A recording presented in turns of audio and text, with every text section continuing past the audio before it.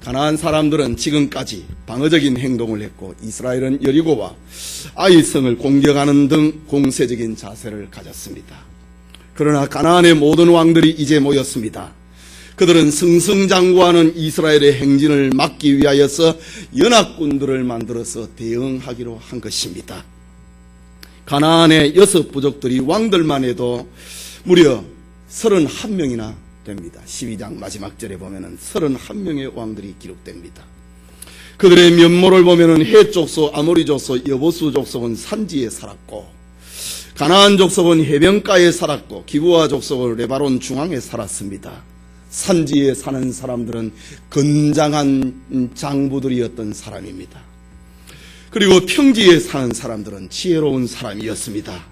그러니 저들의 연합군은 지혜와 용기가 연합하여서 공동전선을 펴게 된 것입니다. 이때에 기브온 족속은 이스라엘과 싸워서 이길 승산이 없다고 판단했습니다. 그래서 저들은 살기 위하여서 먼 땅에서 온 사람으로 가장을 하여 이스라엘 진영에 찾아와 화친 조약을 맺자고 제의합니다. 이때에 여호수아와 이스라엘 백성들은 기브온족의 속임수에 넘어가 그만 화친 조약을 맺고 맙니다.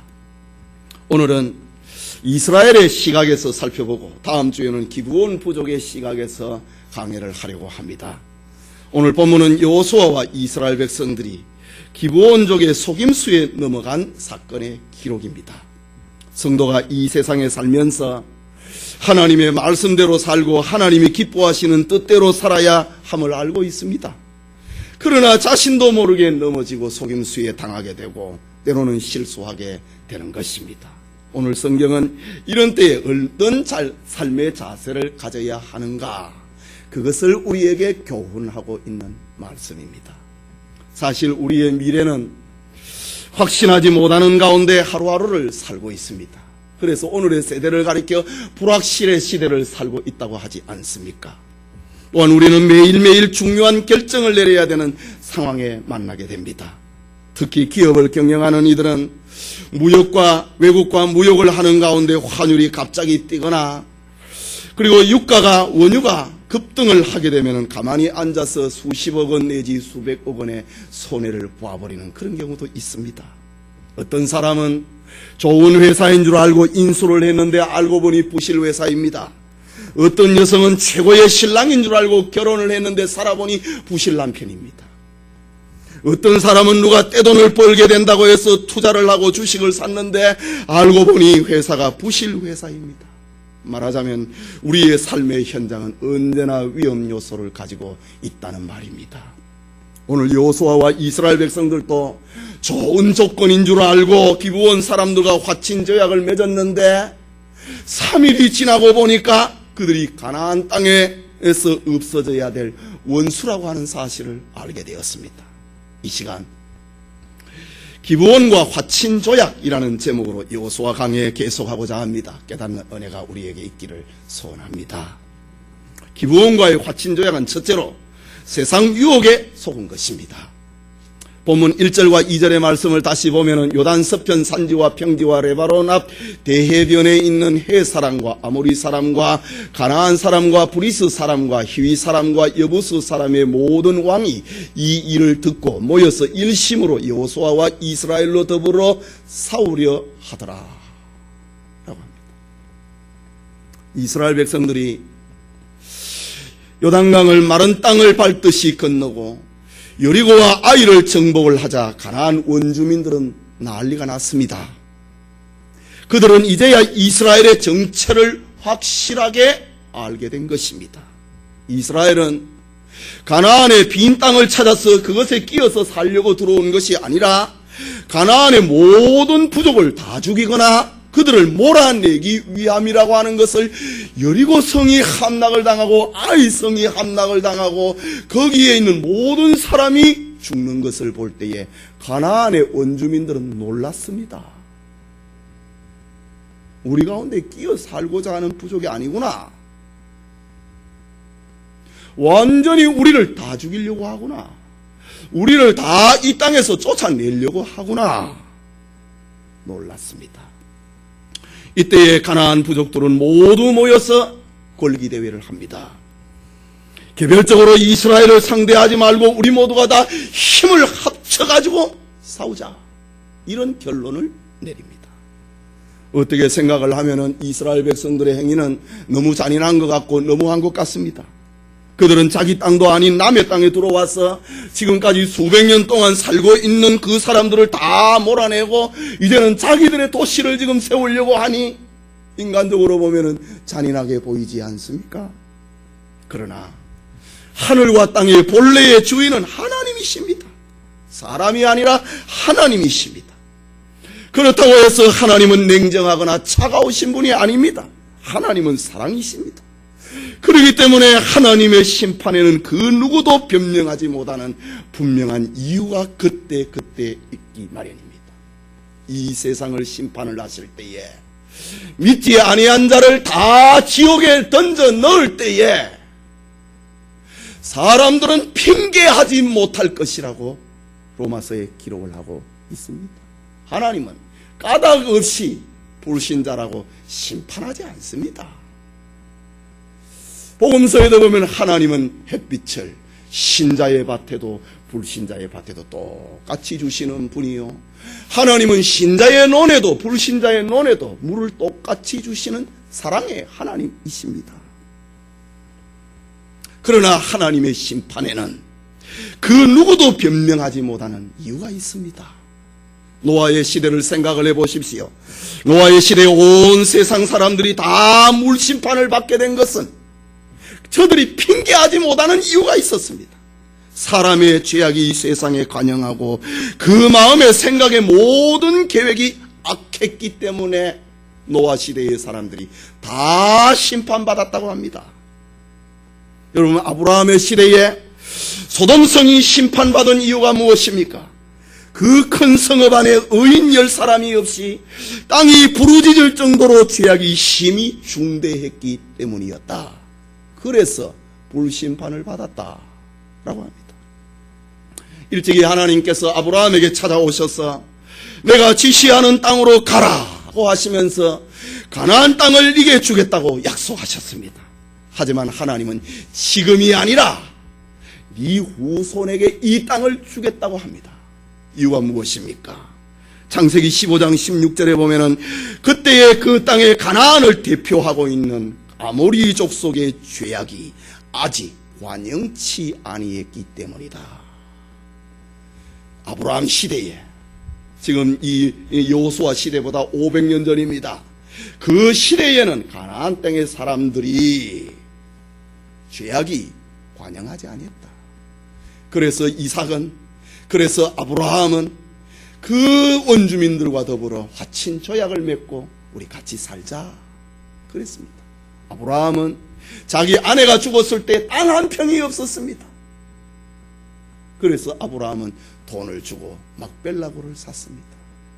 아브라함이 가나안 땅에서 얻은 땅은 그냥 유랑 생활을 했고 자기 땅은 자기 부인 매장지 그거 하나밖에 없었습니다. 이유는 아직 아모리족의 죄악이 관영하지 않았기 때문이다 라고 합니다. 이처럼 하나님은 까닭 없이 사람을 벌하지 않습니다. 죄악이 넘치고 저들의 악이 넘칠 때에 하나님은 심판하십니다.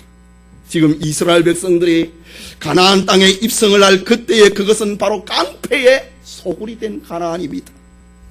가나안 땅에는 창녀들의 동네가 되었습니다. 점치는 무당들의 본고장이 되었습니다. 어쩌면은 하나님께서 40년 전에 이스라엘 백성들을 가나안에 들여보내지 않은 이유가 그들의 불신앙이었지만은 둘째 이유는 가나안 사람들에게 마지막 회개의 기회를 주기 위함이었는지도 모릅니다. 40년 동안 하나님은 가나안의 원주민들에게 기회를 또 준 것입니다. 이스라엘 편에서 보면은 자신들의 불신앙 때문에 가나안에 들어가지 못했지만은 하나님은 우리의 생각하고는 비교가 안 되게 높으신 분입니다. 가나안의 원주민들에게는 또다시 40년 동안 회개의 기회를 더 준 것입니다. 그러나 그들은 창녀의 소굴로 무당의 본고장으로 깡패들의 도시로 만들었습니다. 그래서 그 땅이 그들을 토하였다.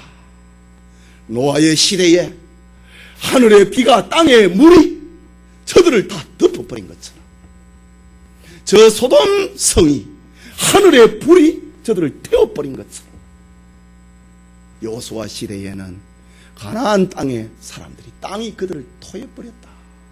그 토하는 과정이 여호수아 앞에 가는 곳마다 패하는 것입니다. 그러면서 하나님은 이스라엘 백성도 교육을 시키면서 저들을 벌하시는 것입니다. 이제 가나안의 죄악이 익었습니다. 마치 포도 열매가 익은 것처럼 그들의 죄악이 익어서 추수 때가 된 것입니다. 그래서 하나님은 이스라엘 백성들에게, 저들에게 일체의 자비를 베푸지 말고 철저하게 진멸하라 라고 했습니다. 얼마 전에 모세의 유언적인 설교 가운데 신명기 20장 16절에서 18절에 보면은 오직 내 하나님 여호와께서 내게 기업으로 주시는 이 민족들의 성읍에서는 호흡이 있는 자를 하나도 살리지 말지니 곧 헷 족속과 아모리 족속과 가나안 족속과 브리스 족속과 히위 족속과 여부수 족속을 네가 진멸하되 네 하나님 여호와께서 내게 명하신 대로 하라. 이는 그들이 그 신들에게 행하는 모든 가증한 일로 너희에게 가르쳐 본받게 하여 너희로 너희 하나님 여호와께 범죄할까 함이라. 저들을 살려주지 말아야 될 이유입니다. 죄가 익어버렸다. 노아 시대의 죄가 넘쳐버린 것처럼, 소돔 시대의 죄악이 넘쳐버린 것처럼, 여호수아 시대의 가나안의 죄가 넘쳐버렸다 이거지. 그들의 신들에게 행하는 모든 가증한 일들이라고 합니다. 우상의 도시요, 창녀들의 도시요, 깡패들의 도시가 되어버렸다 이거지요. 그래서 하나도 살려놓지 말아라. 마치 홍수로 멸해버리듯이, 소돔성으로 멸해버리듯이, 여호수아의 군대의 칼날 앞에 다 죽여버려라.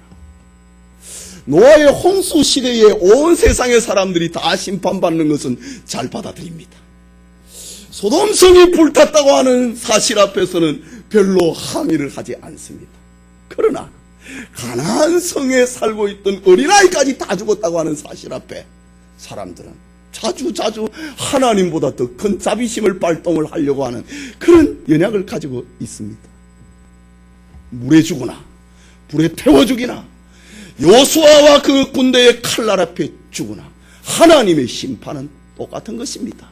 죄가 익으면은, 죄가 넘치면은 그 누구도 핑계하지 못하도록 하나님은 심판하시는 분입니다. 바로 이때에 기브온 거민이 여호수아와 이스라엘 진영이 있는 길갈로 찾아왔습니다. 그들은 이스라엘과 싸워서는 이길 수가 없고 승산이 없다고 판단을 했습니다. 그들은 속임수를 써서라도 살려고 했습니다. 이 부분에 대해서는, 기본적의 부분에 대해서는 그 시각에서 우리 다음 주에 한 번 더 본문의 말씀을 생각하겠습니다. 오늘은 이스라엘 백성들의 편에서의 오늘 본문을 보는 것입니다. 기브온 사람들이 길갈에 찾아와서 하는 말, 우리는 먼 땅에서 왔는데 우리와 화친조약을 맺읍시다 라고 6절에 말을 합니다.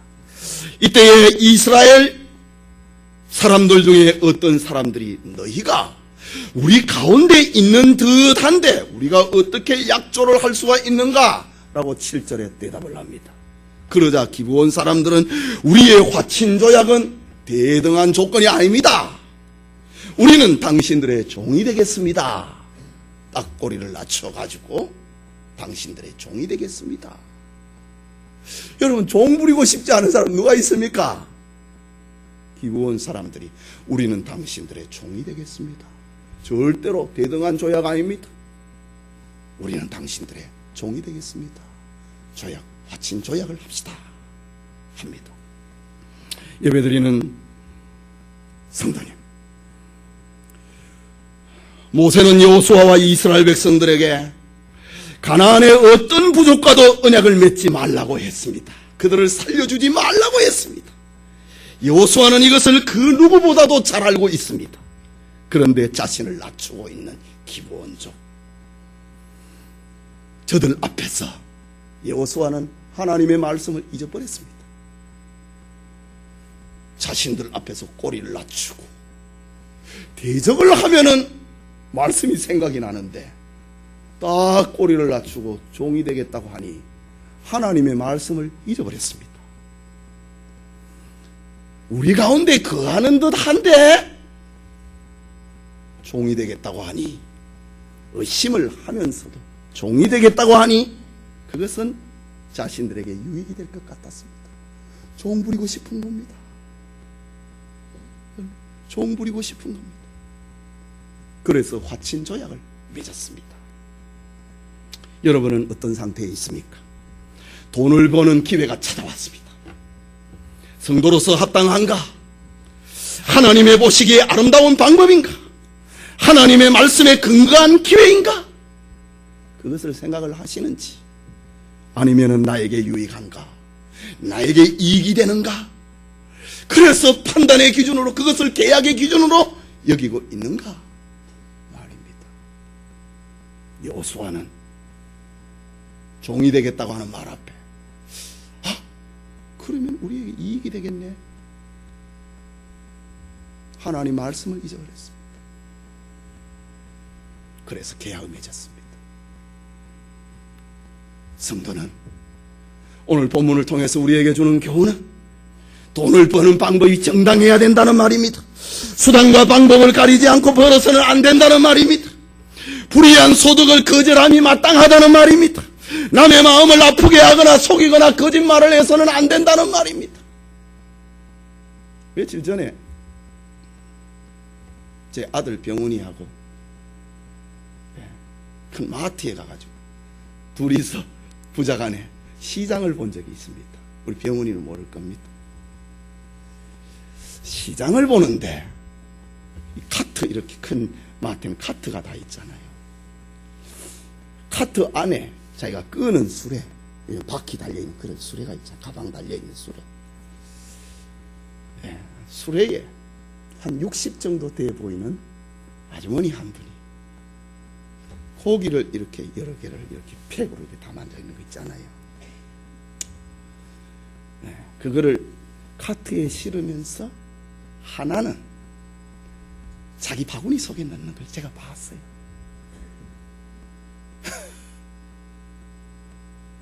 그런 식으로 살면 안 됩니다.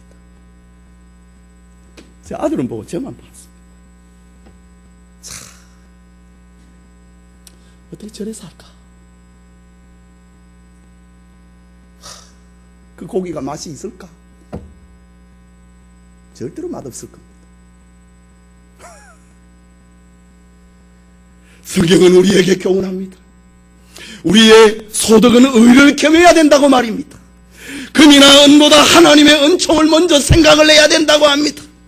사람의 생명은 소유의 넉넉함에 있지 않다고 합니다. 종교개혁 이후에 성도들 사이에는 하나님의 말씀대로 살자고 하는 운동이 벌어졌습니다. 당시의 청교도들은 정당한 노동이 없이 땀을 흘리지 않고 쉽게 부자가 되고 출세하는 것을 성도들 사이에, 청교도들 사이에 그것을 치욕으로 생각했습니다. 말씀대로 살자고 하는 운동이 일어날 때에 땀을 흘리지 아니하고 정당한 방법이 없이 부자가 되고 출세하는 것을 신자들은 치욕으로 여겼습니다.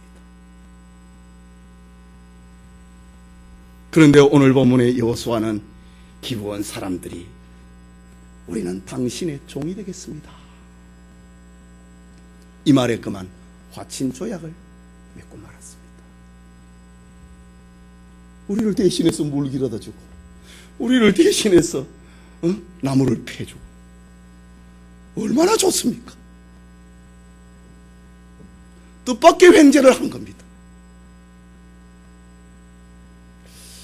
우리 가운데 사는 것 같은데 하면서도 의심하면서도 당장 내한테 이익이 될 것 같거든요. 종 되겠다고 하니까 집집마다 종 부려보세요. 얼마나 기분 좋은가. 그래서 화친조약을 맺고 말았습니다. 속아버렸습니다. 여호수아는 눈앞에 이익이 크게 보였습니다. 이스라엘 백성들도 다 좋아할 것 같았습니다. 그래서 여호수아와 족장들은 화친조약을 맺고 하나님의 이름으로 맹세를 했습니다.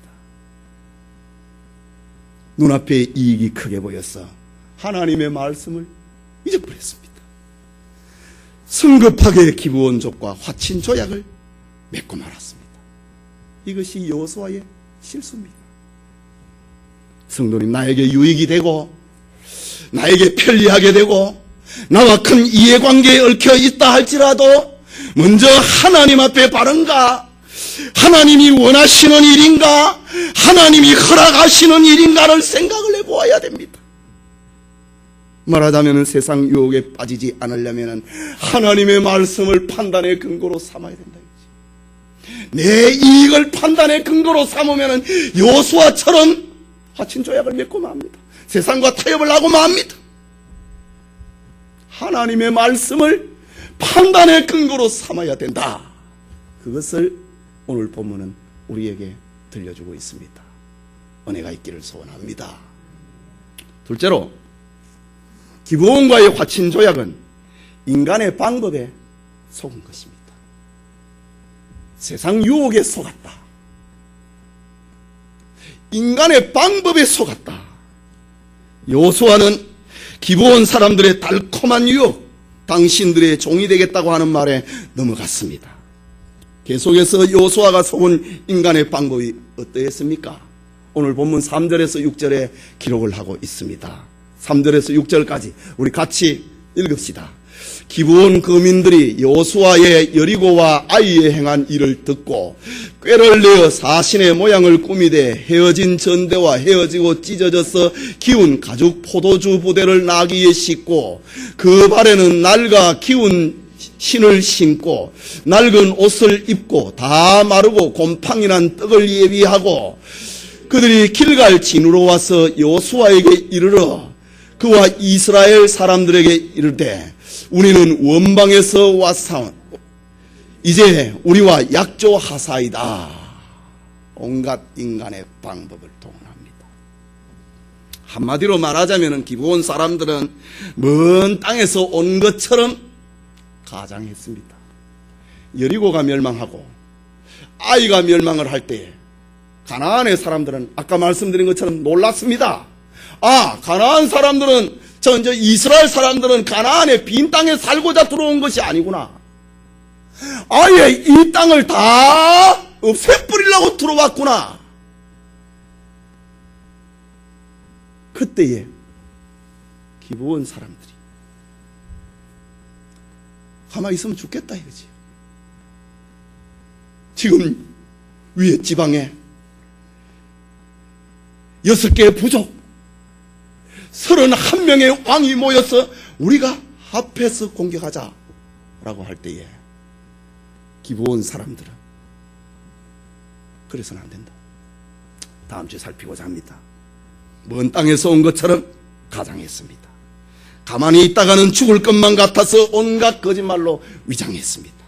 탈로가 나면은 죽임을 면할 길이 없으니 치밀한 방법으로 위장했습니다.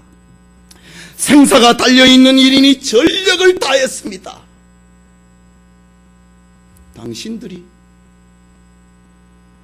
우리 가운데 거하는 듯한데 그러자 우리는 당신의 종이 되고자 합니다.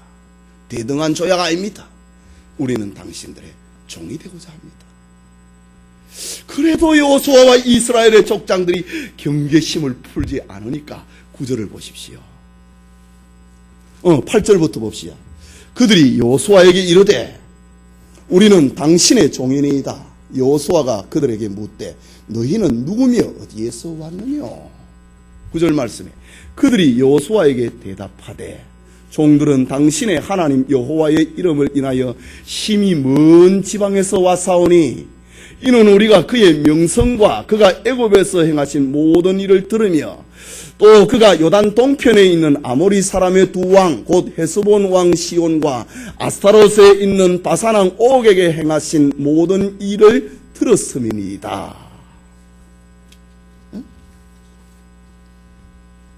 저들은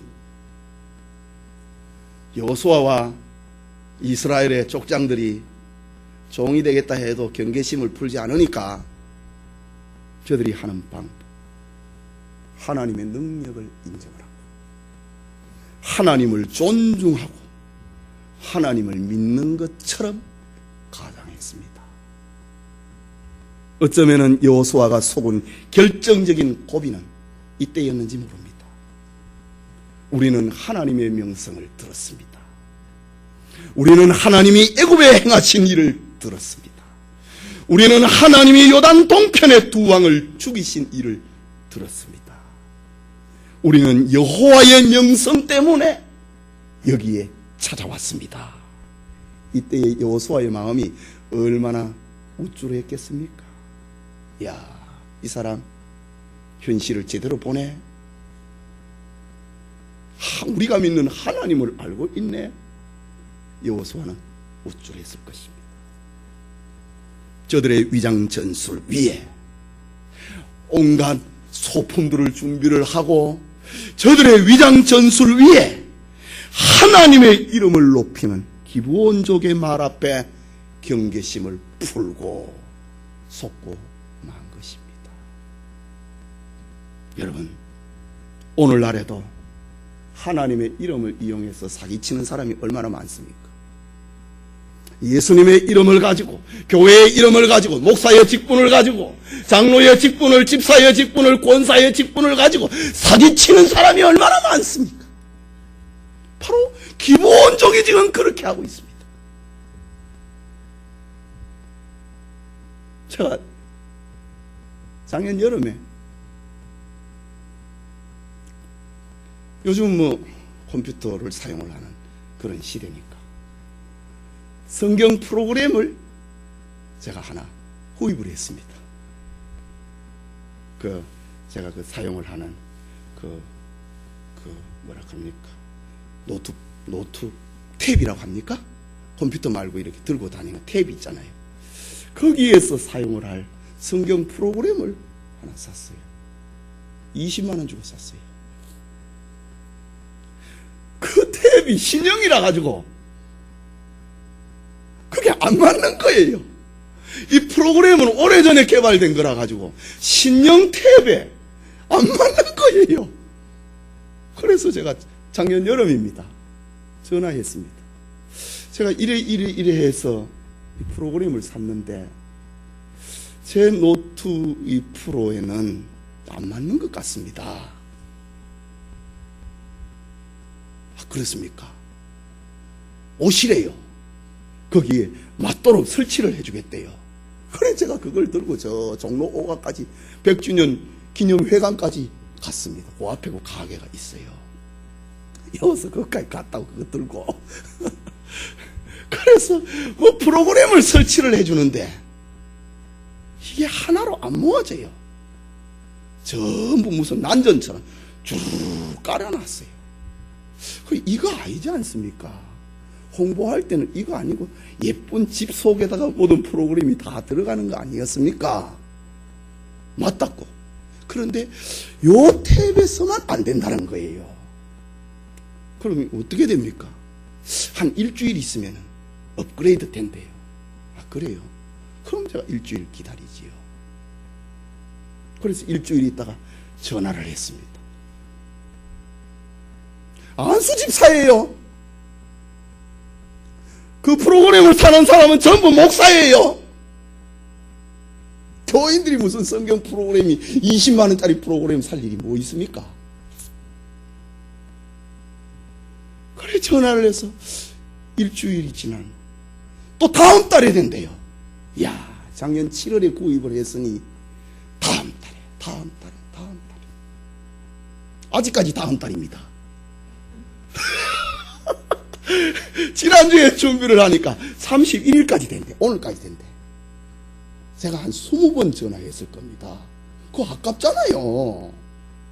20만 원을 주고 샀는데 못 쓰고 있으니까 아무 사용을 못하니까, 그래서 제가 중간에 전화를 했습니다. 사장님, 교회 다니시는 집사님들 같은데 저는 목사입니다. 왜 자꾸 안 된다고 합니까? 왜 자꾸 한 달 있다가 다음 주에 나온다, 다음 주에 나온다 그래 합니까? 사장님, 이거 환불해 주십시오. 안 되면 환불해 주잖아요. 한 달 지나고 나니까 이제는 환불 안 된대요.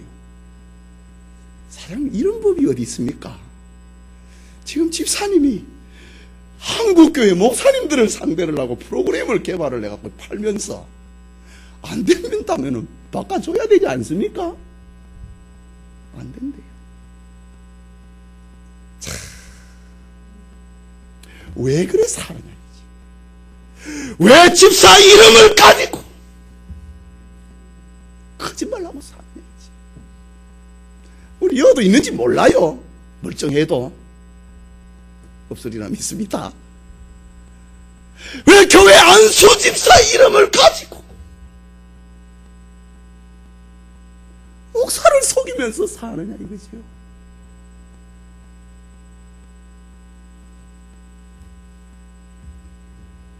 사람들은, 사탄은 환난기에는 우는 사자 소리로 성도들을 위협합니다.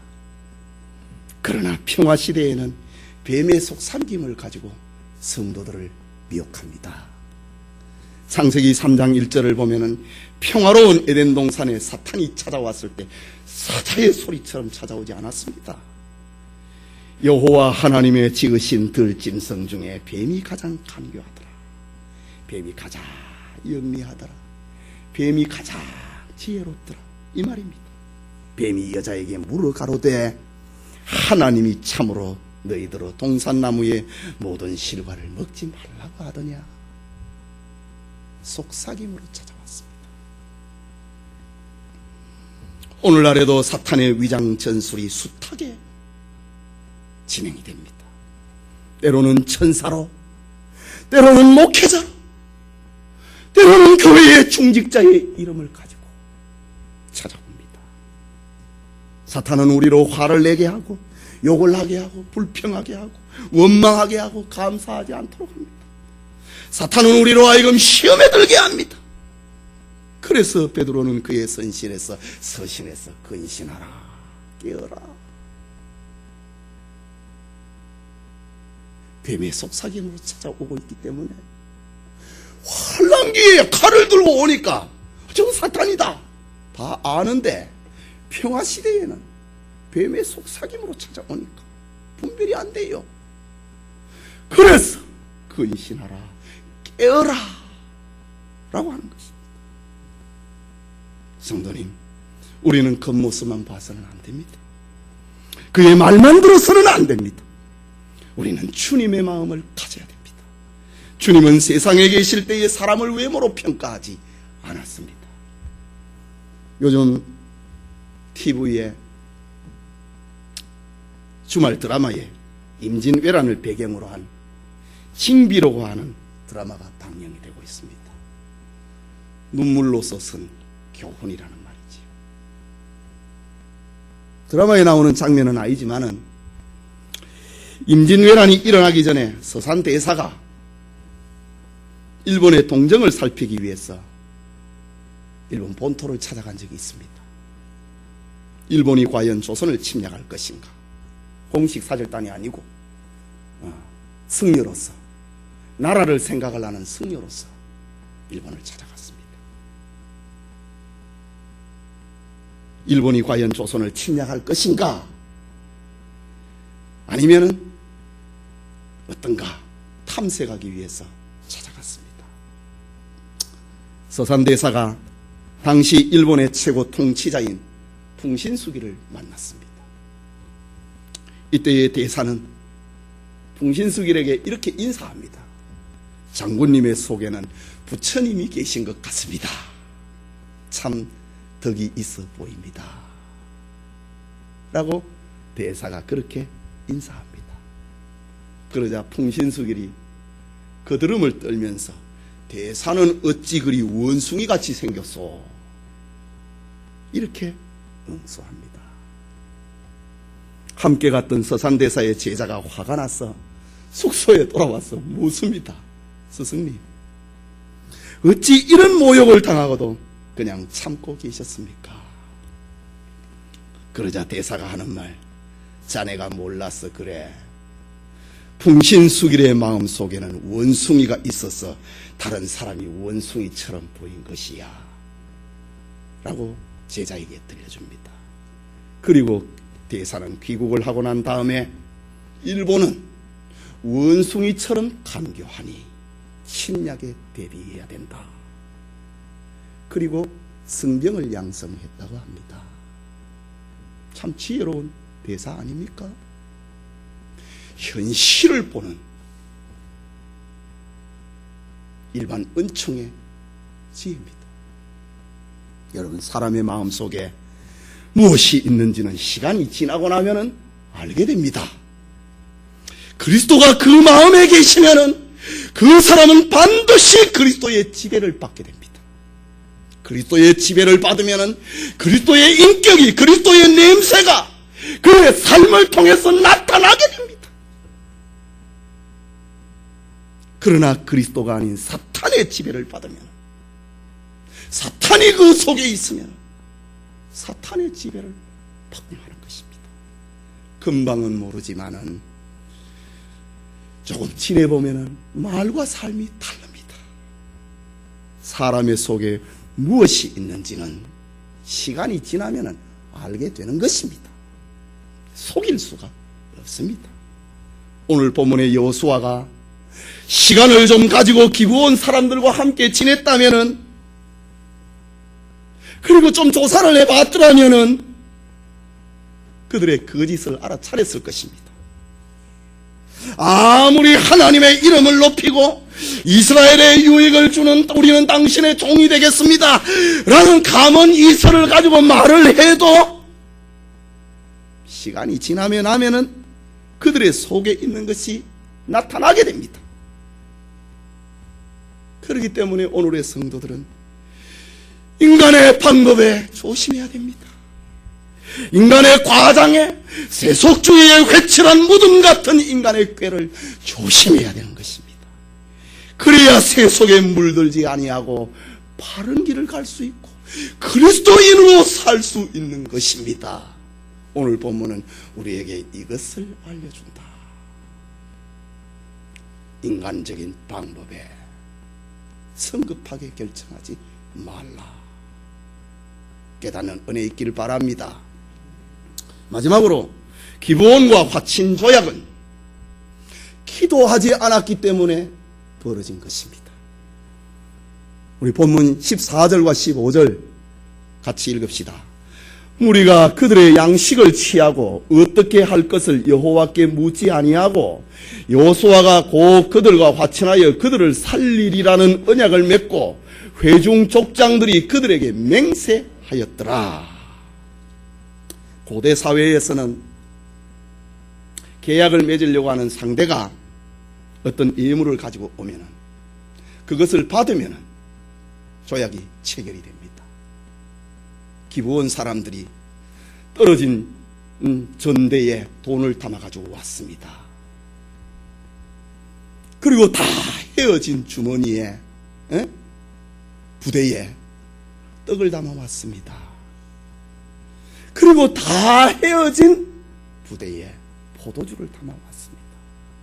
오늘 성경에 무리가 그들의 양식을 취하고 어떻게 할 것을 여호와께 묻지 아니하고 화친했더라 라고 합니다. 여호수아는 곰팡이 나는 떡과 헤어진 포도주를 받으면서, 헤어진 전대를 받으면서 하나님 앞에 묻지 아니했다, 기도하지 않았다 라고 합니다. 오늘 본문에 어떻게 할 것을 여호와께 묻지 아니하니라. 오늘 여호수아서는 여호수아가 기록한 겁니다. 성령이 여호수아의 마음을 감동을 해서 시간이 지나고 난 다음에 여호수아서를 기록을 합니다. 이 말씀은 여호수아가 세월이 지나고 난 다음 자기가 하나님의 뜻을 알아보지 아니하고 조약을 체결했다고 하는 그런 약점을 후대에게 알려주고 있습니다. 기도하지 않고 했다 이거지. 여호수아는 아이성 전투에서도 하나님의 뜻을 묻지 아니하고 정탐꾼들의 말만 믿고 3,000명의 군사만 보냈다가 패했습니다. 여기에서는 여호수아는 기브온 거민의 말만 듣고 화친 조약을 맺는 잘못을 범했습니다. 사람은 이렇게 연약합니다. 그러니까 기도해야 되는 것입니다. 이사야 30장 2절에 보면은 이스라엘 백성들이 하나님께 묻지 아니하고 애국과 조약을 맺고 그들의 도움을 청했는데 그것을 가리켜서 이사야 선자는 기록을 하기를 죄의 죄를 더한 것이었다. 기도하지 아니하고 조약을 맺은 것은 죄의 죄를 더한 것이다. 얼마나 이스라엘이 무능했으면은 저 애국과 조약을 맺었는가? 죄입니다. 그런데 하나님 앞에 묻지 아니하고 조약을 맺고 애굽의 도움을 구한 것을 가리켜서 이사야 선자는 죄의 죄를 더한 것이었다 라고 합니다.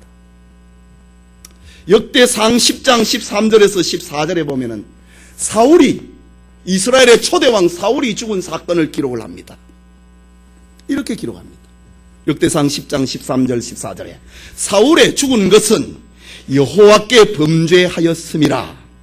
저가 여호와의 말씀을 지키지 아니하고 또 신접한 자에게 가르치기를 청하고 무당에게 가르치기를 청하고 여호와께 묻지 아니하였으므로 여호와께서 저를 죽이시고 그 나라를 이새의 아들 다윗에게 돌리셨더라. 사울이 왕위를 빼앗기고 죽은 것은 하나님 앞에 묻지 않았다. 그러나 성경의 다윗은 언제나 하나님 앞에 묻는 장면들이 성경에 기록이 되어 있습니다. 사무엘상에 보면 이런 기록이 나옵니다. 혹이 다윗에게 고하여 가로되 보소서 블레셋 사람이 그 일날을 쳐서 그 타작마당을 취하였나이다.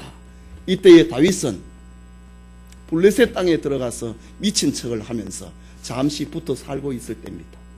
그런데 그 땅의 그 넓은 대륙의 블레셋 사람이 유다 땅 그 일날을 쳤다 라는 소식을 들었습니다. 이에 다윗이 여호와께 묻자와 가로되 내가 가서 이 블레셋 사람을 치리이까? 여호와께서 다윗에게 이르시되 가서 블레셋 사람을 치고 그 일날을 구원하라 하시니라. 다윗의 사람들이 다윗과 함께 지금 블레셋에서 피난 생활하고 있는 사람들이 말입니다. 다윗의 사람들이 그에게 이르되 보소서. 다윗에게 지금 묻고 있습니다. 보소서. 우리가 유다에 있기도 두렵거든. 유다에 가면 사울이 잡으려고 하니까. 유다에 있기도 두렵거든. 하물며 그 일라에 가서 블레셋 사람의 군대를 치는 일이니까? 다윗이 여호와께 묻자온대 여호와께서 대답하여 가라사대 일어나 그 일라로 내려가라. 내가 블레셋 사람을 네 손에 붙이리라 하신지라.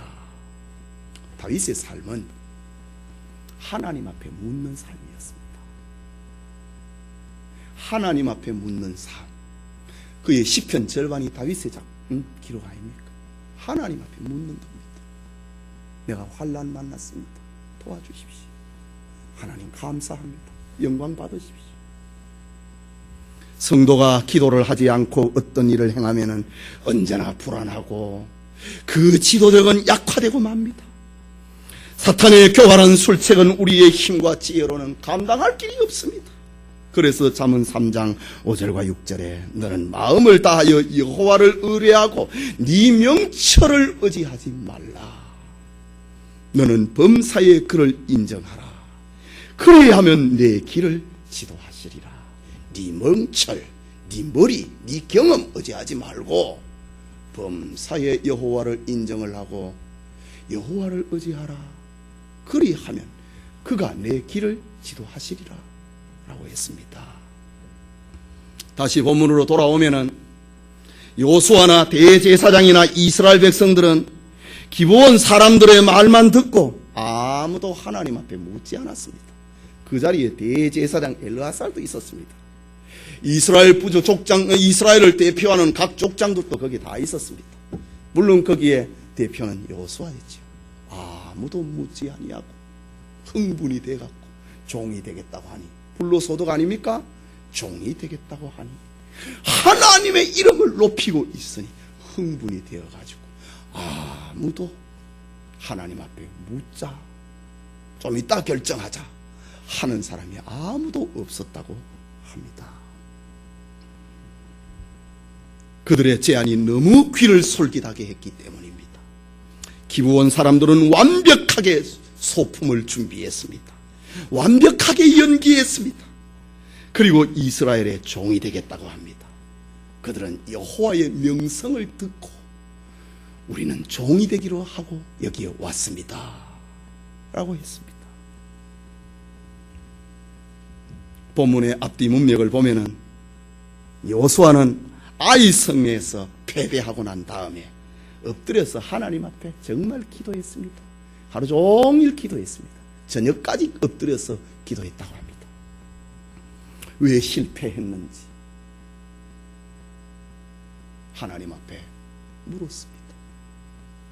그러나 여리고 승리 후에, 그리고 오늘 본문의 아이성 전투에서 승리하고 난 다음에 기브온족이 종이 되겠다고 하는 말 앞에 기도하지 않았습니다. 말하자면 사람은 어려움을 만나고 큰 문제를 만나면 곧잘 기도합니다. 그러나 작은 문제 혹은 좋은 일에 대해서는 하나님 앞에 기도를 잘 하지 않는 연약이 있습니다. 여러분의 가정을 생각해 보십시오. 여러분의 자녀들이 작고 사소한 문제라도 부모에게 의논하고 물어서 하면 부모가 얼마나 기분이 좋습니까? 하지만 자기가 잘났다고 덤벙덤벙 일을 저질리면 부모의 마음은 섭섭한 것입니다. 하나님께서도 그거 어렵고 힘든 일뿐만 아니라 작고 쉬운 일까지라도 묻고 기도하면 하나님 기뻐하시고 형통케 하십니다. 초대교회의 300년 역사를 보면은 네로 황제를 비롯한 10명의 황제들의 10대 박해 시대에는 교회가 힘이 있었습니다. 늘 하나님 앞에 묻는 시대였기 때문입니다. 박해 받으니까 이 환란이 언제 끝납니까? 이길 수 있게 해주십시오. 박해 시대는 하나님 앞에 묻는 시대였습니다. 그때의 교회는 힘이 있었습니다. 그 힘이 로마 제국을 기독교화 만들었습니다. 그러나 콘스탄틴 황제가 313년에 기독교를 믿어도 좋다 공인을 하고, 데오도시우스 황제가 392년에 로마의 국교로 기독교를 정하고 난 다음에 교회는 편안해졌습니다. 기도하지 않았습니다. 그때부터 교회는 타락했습니다. 그것이 중세 1000년의 역사를 만들어버렸습니다. 기도하지 않는 시대, 하나님 앞에 묻지 않는 시대, 교회의 경건이 사라져버린 시대, 하나님의 말씀이 묻혀버린 시대, 그것이 바로 중세 1000년입니다. 여러분, 여러분의 명철을 의지하지 말고 오직 하나님을 의지하고 하나님 앞에 묻고 하나님 앞에 기도함으로 그리스도인의 삶을 살기를 바랍니다. 사도 야고보는 너희 중에 누구든지 지혜가 부족하거든 모든 사람에게 후히 주시고 꾸짖지 아니하시는 하나님께 구하라, 그러면 주시리라 라고 했습니다. 크든지 작든지 순경 중이든지 역경 중이든지 하나님 앞에 기도하는 사람이 되시길 바랍니다. 성도 여러분, 나의 인생길, 나의 나그네 길입니다. 주 없이는 살 수 없는 길입니다. 주님은 나의 모든 것에 모든 것이 되시는 하나님이십니다.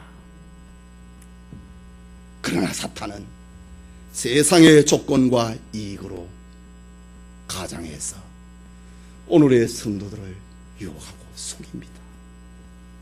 사탄은 인간적인 방법과 귀에 좋은 말로 우리를 유혹합니다. 사탄은 성도들로 하여금 기도하지 않고 판단하고 결정하도록 유혹합니다. 불확실한 미래를 살면서 세상과 타협하지 말고 근신하고 깨어있기를 바랍니다. 하나님께 기도로 삶의 크고 작은 문제를 결정하고 그리고 판단하는 그런 힘이 우리에게 있기를 소원합니다.